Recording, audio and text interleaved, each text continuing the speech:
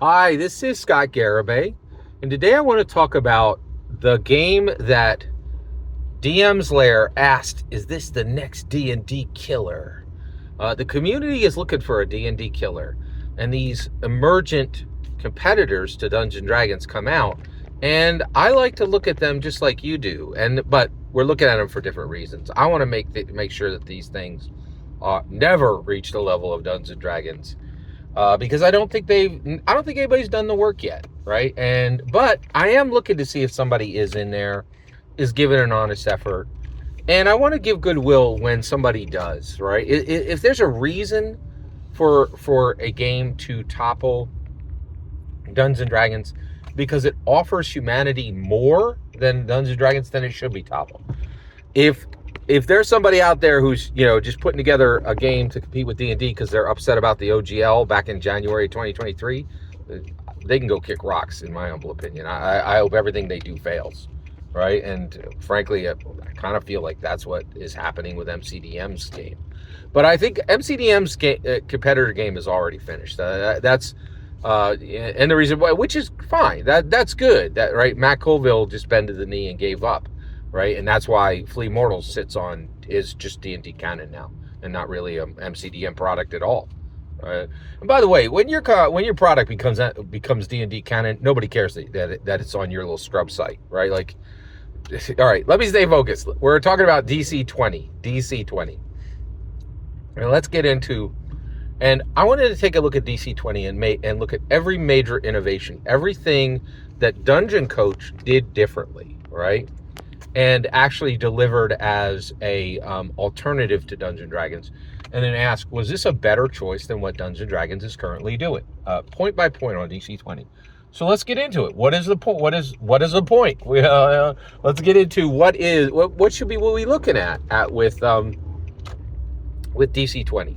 All right, so DC20 made a major divergence from Dungeons & Dragons. Now, of course, Dungeon Coach is trying to keep this thing as compatible to Dungeons & Dragons as possible so everybody's comfortable. But he wants to improve. He wants to make a better Dungeons & Dragons, right?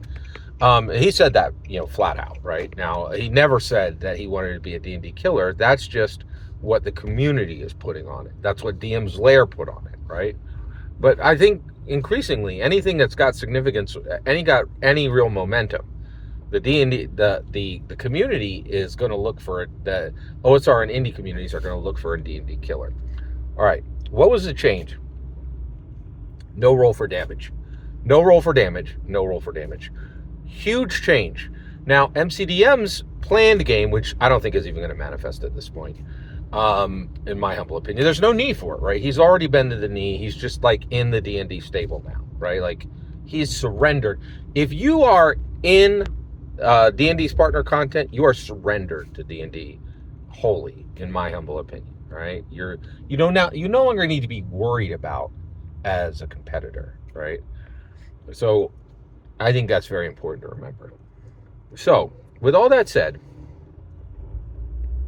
I wanted to get into this question of, so let's talk about this. Let's talk about this question of where do we land for no rolling for damage? Is that better than Dungeons & Dragons?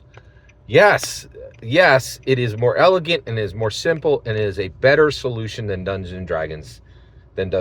So Dungeon Coach correctly identifies something that is more simple and more elegant than what Dungeons & Dragons has, right? Was he right to put it in DC20? 100% no. So this is a simpler, better solution than Dungeons & Dragons. But when you come to beat Gary Gygax, when you come for the king, you best not miss. And that's what Dungeon Coach did. He missed. He was smart enough to identify a simpler, more elegant rule, right? And this is what I love. I get comments every day from people who are like, oh, well, if it's simpler, more better, then it should definitely be in the game. No, you cannot stop thinking. No, you cannot stop thinking. No, you cannot stop thinking. And here's where DC20 stopped thinking. Yes, not rolling for damage makes the game move faster, simplifies combat massively, makes combat run much more smooth, right? So why wouldn't it just be put in? Why shouldn't we put it into Dungeons and Dragons? Well, you got to know who you're building these for. So the Dragon Masters, the Dungeons and Dragons players, right? Everybody in the community, the vast majority of people in the community absolutely despise this. They want to roll for damage. They swing their sword, and they don't care how much more elegant it is. They don't care how much faster it runs. They don't care how much it improves combat.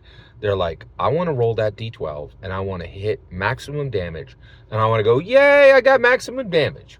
I don't want to have a good to hit roll and then be, oh, I did 9 points of damage. Oh, I did 9 points of damage. Oh, I did 9 points of damage. Right? They don't want it. They do not want it. They do not want it.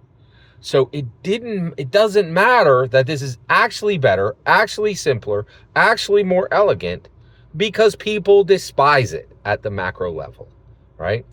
And so I have much sympathy for Dungeon Coach.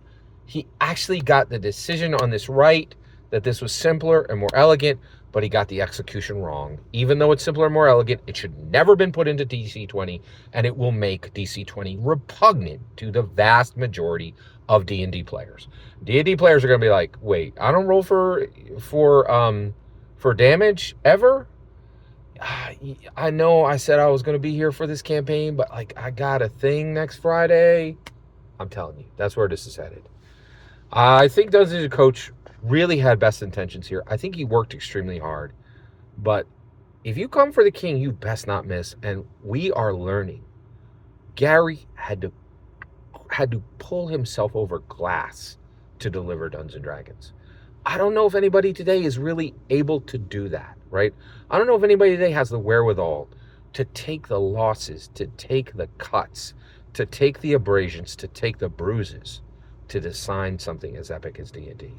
And I definitely don't think Dungeon Coach did, right? He got it right on the decision of what was simpler and more elegant, but he got it wrong. It actually should not have been included. Every single word you just heard is my humble opinion, nothing more, absolutely nothing less. What's important is when I get to hear your humble opinion when you get in the comments and send your traffic. Please consider liking and subscribing, and have a fetch millennium.